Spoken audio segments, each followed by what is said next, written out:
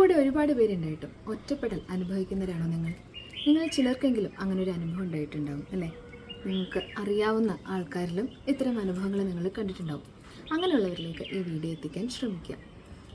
എൻ്റെ ജീവിതത്തിൽ ഞാൻ എപ്പോഴാണ് ഈ ഒറ്റപ്പെടലിനെ കുറിച്ച് കൂടുതൽ മനസ്സിലാക്കാൻ തുടങ്ങിയതെന്ന് വെച്ചാൽ, എൻ്റെ ജീവിതത്തിൽ ഒറ്റപ്പെടൽ അനുഭവിച്ചപ്പോഴല്ല, അതിലുപരി ഞാൻ ടീച്ചേഴ്സ് ട്രെയിനിങ്ങിന് പഠിക്കുന്ന സമയത്ത് എൻ്റെ കൂടെ പഠിച്ച എൻ്റെ ഒരു ആത്മസുഹൃത്ത് ആത്മഹത്യ ചെയ്ത സമയത്താണ് ഇതിനെക്കുറിച്ച് കൂടുതൽ ഞാൻ മനസ്സിലാക്കിയത്.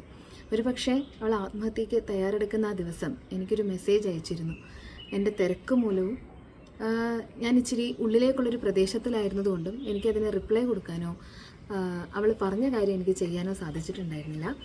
എന്നുവെച്ചാൽ അതിനെക്കുറിച്ചുള്ള സൂചനയോ അങ്ങനെയൊന്നും തന്നെ ആയിരുന്നില്ല. വേറൊരു ചെറിയൊരു സഹായം അതെനിക്ക് ചെയ്യാൻ സാധിച്ചിരുന്നില്ല. പക്ഷേ എന്നിരുന്നാലും അറ്റ്ലീസ്റ്റ് ഞാനത് തിരക്കൊക്കെ കഴിഞ്ഞ് വന്ന സമയത്തെങ്കിലും അവളെ ഒന്ന് വിളിച്ച് സംസാരിക്കേണ്ടിയിരുന്നു എന്ന് ഞാൻ മനസ്സിലാക്കിയത് അവൾ മരിച്ച വിവരം അറിഞ്ഞതിന് ശേഷമാണ്. അപ്പോൾ തൊട്ട് ഞാൻ കുറച്ച് കൂടുതൽ ആൾക്കാരിലേക്ക് ഞാനായിട്ട് ഇറങ്ങിച്ചെല്ലാൻ ശ്രമിച്ചിട്ടുണ്ട്. എൻ്റെ അടുത്ത സർക്കിളിലുള്ള ആൾക്കാരോട് അവരുടെ പ്രശ്നങ്ങൾ മനസ്സിലാക്കാനും ചോദിക്കാനും അവരോട് വെറുതെ സംസാരിച്ചിരിക്കാനും ഒക്കെ ഞാൻ സമയം കണ്ടെത്താറുണ്ടായിരുന്നു. അന്ന് തൊട്ടാണ് സൈക്കോളജിയെക്കുറിച്ചും ഇങ്ങനെ ആൾക്കാർ ഓരോ സമയത്ത് ഓരോ രീതിയിലുള്ള പ്രവണതകൾ കാണിക്കുന്നത് എന്തുകൊണ്ട് അത്തരം കാര്യങ്ങളോടൊക്കെ എൻ്റെ ശ്രദ്ധ പോയത്. അന്ന് മുതൽ തന്നെ എൻ്റെ ഏറ്റവും ചുരുങ്ങിയ സർക്കിളിൻ്റെ ഉള്ളിൽ എല്ലാ കുട്ടികളോടും അല്ലെങ്കിൽ എല്ലാ കൂട്ടുകാരോടും ഞാൻ കുറച്ചധികം കൂടുതൽ സമയം സംസാരിക്കുകയും എന്തോ നമ്മൾ സംസാരിക്കുന്ന സമയത്ത് അവർക്ക് കിട്ടുന്നൊരു മനസ്സിൻ്റെ ശാന്തി, അതിലൂടെ പറയുന്ന വാക്കുകളിലൂടെ കിട്ടുന്ന ചെറിയ ചെറിയ സജഷൻസ് അവർ ഉൾക്കൊണ്ടുകൊണ്ട് അവരുടെ ജീവിതത്തിൽ വരുന്ന മാറ്റം, അതൊക്കെ വളരെ ഒരു പോസിറ്റീവായിട്ട് എനിക്ക് തോന്നി.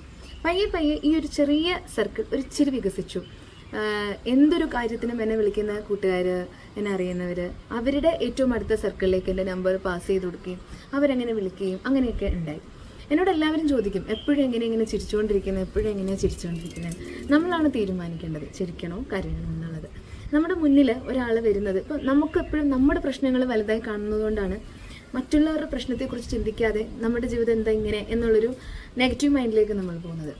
നമ്മുടെ മുഖം വളരെ പ്രസരിപ്പോടെ പോസിറ്റീവായിട്ടിരിക്കുകയാണെങ്കിൽ ഈ ഫേസിലൂടെ തന്നെ, ഈ ചിരിയിലൂടെ തന്നെ ഒരു പോസിറ്റീവ് എനർജി നമുക്ക് മറ്റൊരാളിലേക്ക് കമ്മ്യൂണിക്കേറ്റ് ചെയ്യാനും കൂടെ സാധിക്കും എന്നുള്ളതാണ് എൻ്റെ വിശ്വാസം. അതുകൊണ്ട് ത്രൂ ഔട്ട് ഞാൻ എപ്പോഴും ചിരിച്ചിരിക്കാൻ തന്നെയാണ് ശ്രമിക്കാറ്. ഈ വീഡിയോ കേൾക്കുന്ന എല്ലാവരോടും എനിക്കൊരു കാര്യം പറയാനുള്ളത്, ബി എ ലിസണർ. അതായത് നിങ്ങളുടെ ചുറ്റുവട്ടത്തുള്ള ആൾക്കാർക്ക് ഒരുപാട് കാര്യങ്ങൾ നിങ്ങളോട് പറയാനുണ്ടാവും. അവർക്കായിട്ട് കുറച്ച് സമയം മാറ്റിവെക്കുക, കേൾക്കുക. ഒരുപക്ഷെ കേൾക്കാൻ ആളില്ലാതാവുമ്പോൾ പറയണ്ടെന്ന് വിചാരിച്ച് ആ ഒരു ബന്ധം വേർപെടുകയോ ഇല്ലെങ്കിൽ നമുക്കൊന്നും തിരിച്ചു കിട്ടാൻ പറ്റാത്ത അകലത്തിലേക്ക് അവർ പറന്നു പോവുകയോ ചെയ്തേക്കാം. അതുകൊണ്ട് തന്നെ എപ്പോഴും ബന്ധങ്ങളെ സൂക്ഷിക്കുക. കമ്മ്യൂണിക്കേഷൻ വളരെ ഇമ്പോർട്ടൻ്റ് ആണ്. അതെപ്പോഴും ദൃഢമായി വെച്ചുകൊണ്ടിരിക്കുക. അപ്പോൾ ഇപ്പം ഞാൻ പറഞ്ഞു വരുന്നത്, അന്ന് എൻ്റെ ഫ്രണ്ടിൻ്റെ മരണത്തോടു കൂടിയാണ് ഞാൻ ഇങ്ങനെ ഒരു കാര്യങ്ങൾ ചിന്തിക്കാനും മറ്റുള്ളവരോട് കൂടുതൽ സംസാരിക്കാനും ഒക്കെ തുടങ്ങിയത്. ഇപ്പോൾ കുറച്ചു കാലങ്ങളായിട്ട് ഒരുപാട് ആത്മഹത്യാ കേസുകൾ ഇങ്ങനെ കാണുക, ചെറിയ കുട്ടികൾ തൊട്ട് പല കാരണങ്ങൾക്കായിട്ട് ആത്മഹത്യ ചെയ്യുക, അങ്ങനെ കേട്ടപ്പോൾ എനിക്കിന്ന് ഭയങ്കര ബുദ്ധിമുട്ട്. അപ്പോൾ ഇന്നലെ തൊട്ട് ഇത് എൻ്റെ ഉള്ളിൽ ഇങ്ങനെ നിൽക്കുന്നുണ്ട്. അപ്പോൾ ഞാനത് എൻ്റെ മോളുമായിട്ട് ഇങ്ങനെ കൺവേ ചെയ്തപ്പോൾ അവൾ എന്നോട് പറഞ്ഞു, അമ്മ ഒരു കാര്യം ചെയ്യും, അമ്മേനെ ഒരുപാട് പേര് ഇങ്ങനെ വിളിക്കുന്നുണ്ടല്ലോ, അപ്പോൾ അതുപോലെ തന്നെ മറ്റുള്ളവരുടെ പ്രോബ്ലംസ് പറ്റുമെങ്കിൽ അമ്മ ഷെയർ ചെയ്യും, എങ്ങനെയാണെന്നൊക്കെ നോക്കുമെന്ന് പറഞ്ഞു. അപ്പോൾ ഒരുപാട് കാര്യങ്ങൾക്കായിട്ട് നമ്മൾ സോഷ്യൽ മീഡിയ യൂസ് ചെയ്യുന്നുണ്ട്, എന്നാൽ പിന്നെ അതിനുകൂടി വേണ്ടി ഉപയോഗിച്ചേക്കാം എന്ന് തോന്നി. അതുകൊണ്ടാണ് ഈ വീഡിയോ ഞങ്ങളിന്ന് എടുക്കുന്നത്. അപ്പോൾ തുറന്ന് സംസാരിക്കാൻ ആൾക്കാരില്ലാത്ത, അങ്ങനെ ഉള്ള ഒറ്റപ്പെടൽ അനുഭവിക്കുന്ന ആരെങ്കിലും ഉണ്ടെങ്കിൽ, ഇപ്പോൾ ചിലപ്പോൾ നമുക്ക് ഒരുപാട് ഇൻറ്റിമേറ്റ് ആയിട്ടുള്ള ആൾക്കാരോട് നമുക്ക് എല്ലാ കാര്യങ്ങളും തുറന്ന് പറയാൻ പറ്റിയെന്ന് വരില്ല. അത്തരം പ്രശ്നങ്ങളൊക്കെ നിങ്ങൾക്കുണ്ടെങ്കിൽ, കോമൺ ആയിട്ടുള്ള പ്രശ്നങ്ങളാണെങ്കിൽ നിങ്ങൾക്ക് കമൻറ്റ് ബോക്സിലിടാം. ഇല്ലെങ്കിൽ നിങ്ങൾക്ക് എൻ്റെ മെസ്സഞ്ചറിലൂടെയോ അനൂസ് റിജിഷ് എന്നുള്ള എൻ്റെ ഇൻസ്റ്റാഗ്രാം ഐഡിയിലൂടെയോ നിങ്ങൾക്ക് എനിക്ക് മെസ്സേജ് ചെയ്യാം.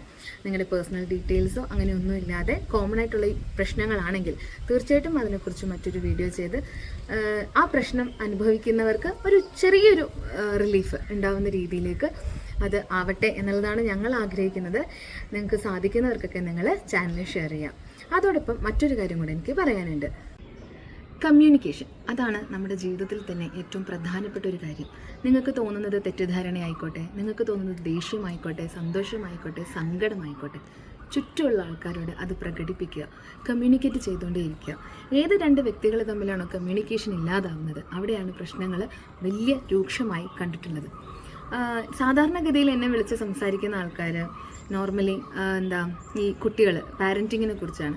കുട്ടികൾ ഒരു ടീനേജിലേക്ക് കിടക്കുമ്പോൾ ഉണ്ടാകുന്ന പ്രശ്നങ്ങൾ, പിന്നെ ഫ്രണ്ട്സ് തമ്മിലുള്ള ഇഷ്യൂസ്, പിന്നെ ട്യൂഷൻ സെൻറ്ററിൽ ഞാൻ പ്രത്യേകം എല്ലാ കുട്ടികളോടും പറയാറുണ്ട്, പ്രത്യേകിച്ച് ഹൈസ്കൂൾ കുട്ടികളോട് എല്ലാ ആഴ്ചയും അവർക്ക് കൗൺസിൽ ചെയ്യാൻ നേരത്തെ അവരോട് ഇങ്ങനെ സംസാരിക്കും.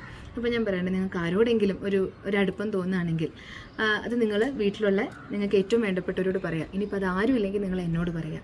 എന്നാൽ നമുക്ക് അത് ഡിവേറ്റ് ചെയ്ത് അവരെ വേറെ വഴിയിലേക്ക് കൊണ്ടുവരാനൊക്കെ അത് സാധിക്കും. അപ്പോൾ അങ്ങനത്തെ കുറച്ച് കാര്യങ്ങൾ, ഹസ്ബൻഡ് ആൻഡ് വൈഫ് തമ്മിലുള്ള ഇഷ്യൂസ്, തെറ്റിദ്ധാരണകൾ, മിസ്അണ്ടർസ്റ്റാൻഡിങ്സ്, അഫയേഴ്സ്, ഇങ്ങനത്തെ ഒരുപാട് കാര്യങ്ങൾ, പിന്നെ വീട്ടിൽ മറ്റൊരാൾ വരുമ്പോൾ ആദ്യം ഉണ്ടായിരുന്ന ആൾക്കാർക്ക് ഉണ്ടാകുന്ന പ്രശ്നം, അങ്ങനെ ഒരുപാട് പ്രശ്നങ്ങളാണ് ഞാൻ ഇതുവരെ ഡീൽ ചെയ്യുന്ന വെച്ചാൽ അത്ര ഒഫീഷ്യലി ഒതൻറ്റിക്കലി ഒന്നുമല്ല, ഇതുവരെയുള്ള എൻ്റെ ഒരു ചുറ്റുപാട് ഞാൻ പറഞ്ഞെന്ന് മാത്രം. അപ്പോൾ ഈ രീതിയിലുള്ള കാര്യങ്ങളൊക്കെയായിരുന്നു ഇതുവരെ ചെയ്തുകൊണ്ടിരുന്നത്. അവിടെയൊക്കെ നമ്മൾ എന്ന് വെച്ചാൽ ഇതിന് ലീഗൽ ഒപ്പീനിയനോ അത്തരം കാര്യങ്ങളൊന്നുമല്ല, നമ്മളിലൂടെയാണ് മാറ്റം വരേണ്ടത്. നമ്മൾ ഒരു മാറ്റം വന്നിട്ടേ നമ്മൾ മറ്റുള്ളവരിൽ ആ മാറ്റം ആവശ്യപ്പെടാൻ പാടുള്ളൂ, ഇല്ലെങ്കിൽ പ്രതീക്ഷിക്കാൻ പാടുള്ളൂ. അപ്പോൾ നമ്മൾ ഒരിക്കലും മാറാതെ മറ്റുള്ളവരിലൂടെ മാത്രം മാറ്റം കാണണം എന്നുള്ള തെറ്റിദ്ധാരണയാണ് ഏറ്റവും വലിയ പ്രശ്നം. അപ്പോൾ ഇത്തരം ചില മാർഗനിർദ്ദേശങ്ങളെല്ലാം തന്നെ നമ്മൾ സൈക്കോളജി വായിക്കുമ്പോഴും മനസ്സിലാക്കുമ്പോഴും നമുക്ക് മനസ്സിലാക്കാൻ സാധിക്കും. അപ്പോൾ അത്തരം വീക്ഷണത്തോടു കൂടിയുള്ള ചില മാർഗനിർദ്ദേശങ്ങൾ വീഡിയോയിലൂടെ തരാം, അല്ലെങ്കിൽ വീഡിയോയിലൂടെ ചെയ്യാം എന്നുള്ളതാണ് എൻ്റെ ഒരു ശ്രമം. അപ്പോൾ നിങ്ങൾക്കോ നിങ്ങളുടെ ഫ്രണ്ട്സിനോ നിങ്ങളുടെ അടുത്തുള്ള ആർക്കെങ്കിലും ഒറ്റപ്പെടൽ അനുഭവിക്കുന്നുണ്ടെങ്കിൽ തീർച്ചയായും ഈ വീഡിയോ അവരിലേക്ക് ഷെയർ ചെയ്യുക. കോമൺ ആയിട്ടുള്ള പ്രശ്നങ്ങളാണെങ്കിൽ അത് നിങ്ങളുടെ വ്യക്തിപരമായ ഡീറ്റെയിൽസോ പേരുകളോ ഒന്നും കൂടാതെ തന്നെ അതിനുള്ളൊരു മാർഗ്ഗനിർദ്ദേശങ്ങൾ മറ്റൊരു വീഡിയോയിലൂടെ നിങ്ങൾക്ക് കിട്ടുന്നതായിരിക്കും. അതായത് നമ്മൾ അനുഭവിക്കുന്ന പ്രശ്നങ്ങൾ നമ്മുടേത് മാത്രമാണെന്നുള്ളതാണ് തെറ്റിദ്ധാരണ.